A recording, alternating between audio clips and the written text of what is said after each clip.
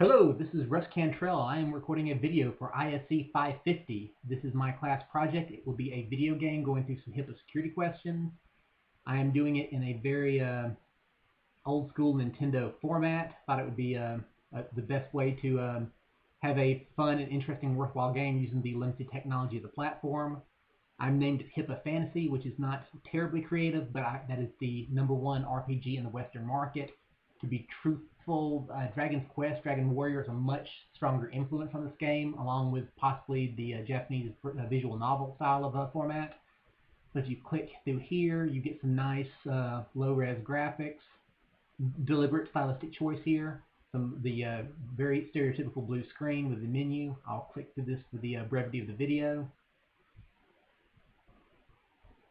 The monsters will appear. These are freeware, open source sprites by, in this case, someone called Anzamuz, giving credit where credit is due here. You get the wrong answer, and then bam, you'll take damage.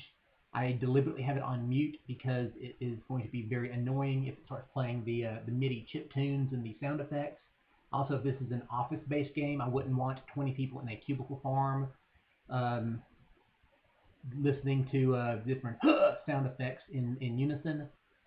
But you beat the guy. This is where I had a stylistic choice again.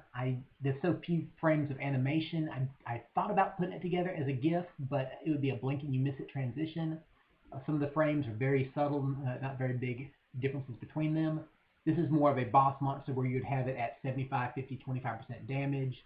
Instead, I left it like this, the way you might see in a comic book splash panel where you'd see side-by-side comparisons of the damage over time as you defeat the guy, but not animated. Which I could go back and make this a GIF. I could put this multiple slides with a timer in between, but I felt this was probably the best way to go. But again, that's just personal preference. You beat the guy, and then another one pops up, another open source sprite. High speed, no. High five, no. High there. High as a kite. Yeah, these are all obviously bad answers. You get high tech, and there you go. You get the monster. You get some jokes. You get some puns, and